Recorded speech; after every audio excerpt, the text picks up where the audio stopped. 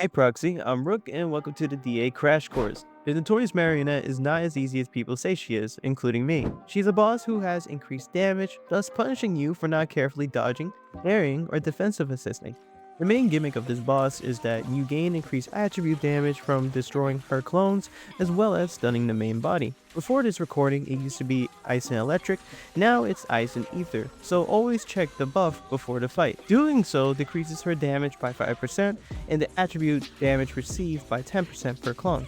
This stacks up to 5 times to gain the extra damage she does to you, while also increasing the damage you do by 50%. Most importantly, the stun window lasts longer the more clones you defeat beforehand. Sadly, I couldn't find the exact limit, but there is a notable difference between, say, defeating 3 clones compared to 7 or 8.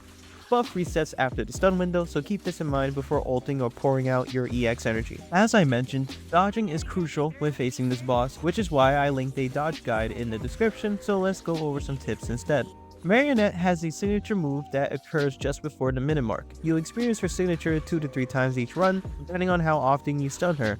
She'll send out 5 clones during this phase, and defeating them successfully will grant a total of 1,000 points, plus the full buff. Whenever I'm using a stun team, and depending how much time or how much days I built up, I try to rush ults to get another chain attack phase. I do this before her last signature, because if she does pull it off, she takes up way too much time, and I could be earning more points from damage rather than just defeating the clones. The clone tends to be very close to the main body as long as you are close to her. If you dodge counters successfully, you can deal damage to the main body and the clones at the same time. You'll passively gain both score and the buff by doing so.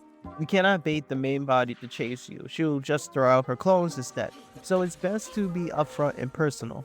You'll be careful when swapping though, because you'll get caught in her moves and take massive damage. Characters with parries or anti-interrupt moves like Caesar and her shield, or Yi Xuan's EX move, can also make this fight significantly easier. Here's a cool technique. You could also wait to dodge first before swapping, then dodge counter or EX after. It's a little hard to time well, so it'll require some practice, but I believe in you, Proxy, you can do it. When building a team, you have a much easier time with characters that have large AoE attacks, which are attacks that have a wide range.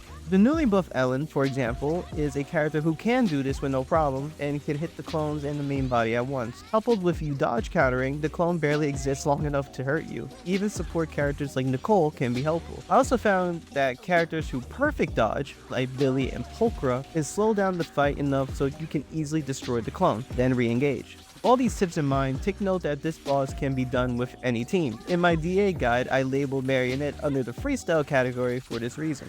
Stun-focused teams could rush the chain attack phase after clearing 5 clones for a large burst of damage, as we discussed before. Anomaly teams can do the opposite and could focus on freezing or corrupting with the maximum buff before a reset. The new Yi Xuan in a hyper carry team can also clear with no issues. Mine is without mindscapes or a signature with a non-meta team, and everything works well. Even though the boss is weak to ice and ether, it has no resistances.